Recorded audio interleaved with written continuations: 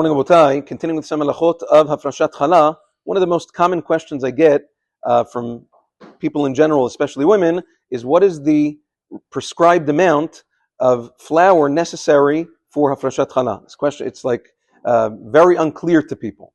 So let's start as follows. The Mishnah in Masechet Eduyot brings down a machloket. According to the Chachamim, the shi'ur, the proper amount of flour is a kav and a half, which was a measurement that was common in the times of Chazal.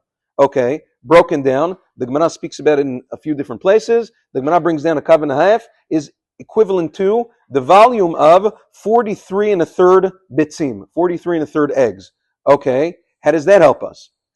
Back in the times of the Chachamim, they used to use common fruits, vegetables, eggs, fingers, pinkies for measurements. Nowadays, it's a little bit less relevant because we don't measure like that. In order to make it easier for us, because it's the computations can sometimes be complex, the Rambam and other Rishonim and Acharonim have broken down many of these measurements so that we can understand. The Rambam in Ilchot Bikurim says Meforash that the proper amount of flour that is necessary for Hafrashat Challah is 520 dirham. Dirham was a coin that was in circulation in all Arab countries for almost 1,000 years. It's still in circulation, by the way, today in Morocco and other countries. That's the currency, dirham.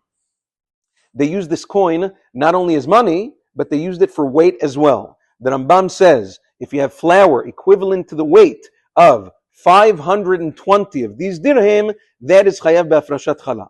How much is a dirham? So Maran Zechron Avracha sent Talmidei Chachamim to the National Museum of Cairo in Egypt, where there was this big stash of dirhams from in Egypt from the times of the Rambam. The Rambam lived from 1135 to 1205.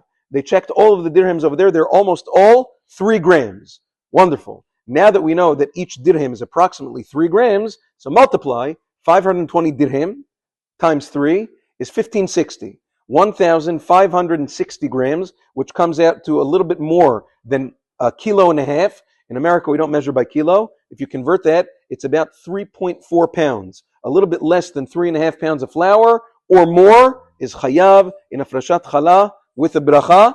Less than that amount, not only forget about a bracha, you're patur, you're exempt from Hafrashat Challah. What's interesting is, now by the way, this is the halacha that the Rambam brings down. Marana Shulchan Aruch and Yoreh De'ayin Ilchot Challah brings this down. All of the Sephardic Geonim from all the generations, Maran Chida, Rabbeinu Chaim Palachi, they all bring down 520 dirham is the chiyuv of Hafrashat Challah.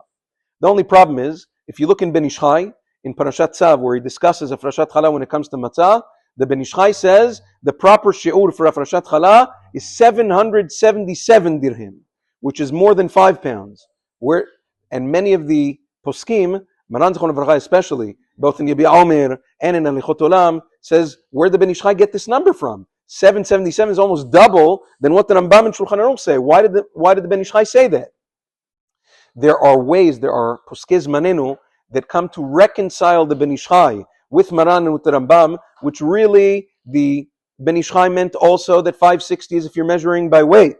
But if you want to measure the flour by volume, flour is much lighter than eggs. If you want to reach the volume of flour that will equal the volume of 43 and a third eggs, which is the shi'ur, you have to use a volume of 777 dirham of water to get there, which really basically, just to make it a little bit simpler, that means that the Ben Ish Chai might agree to the Rambam and Maran that the real shi'ur is still 1560 grams. That is that. Now again, Maran Zechron Avracha said at the end of the day, we do not hold like this Ben Ish Chai, we hold like the Rambam and Maran and all of the other Gdolei Poskei Sfarad throughout all of the generations. When he said that, famously, back in the day, when this machloket came out, he used to paskin, he used to say he had very strong questions, and there were old-timer Iraqis, people from Baghdad, living in Yerushalayim, and they got very upset at him. They said, well, you're arguing the Ben Ish Chai, what he didn't know. That's not how halacha works. Maran Zechron Avracha had very, very powerful questions on the Ben Ish Chai, and it's very hard to understand. At the end of the day, he said, we don't paskin like that, and that's the halacha. The Rambam didn't know, what Maran didn't know. You can always reverse, you can always turn the tables and ask the same question the other way around. Anyway, it became a very, very heated machloket, and there was a gentleman, Maran Zechron Avracha was once walking in the street, basically during the time when this machloket came out, and there was an old Iraqi gentleman that took things into his own hands. He took a vegetable and he threw it on Maran right in the street as a show of, in order to disrespect him for arguing the Ben Ish Chai. It was done in front of everybody right in the middle of the street. And Maran didn't say anything. Many years later, there was a terrorist attack on exactly the same spot on that street where he threw the vegetable in Maran, and this person's son was killed in that terror attack. That was everybody, it was a very famous story in Israel at the time, Hashem Yishmor, but everybody understood that HaKadosh Baruch Hu sticks up for, he defends the kavod of his chachamim. Arguing in halacha is not necessarily disrespectful. What comes afterwards, sometimes these things can spiral out of control. We have to take that into consideration as well. Have a wonderful day.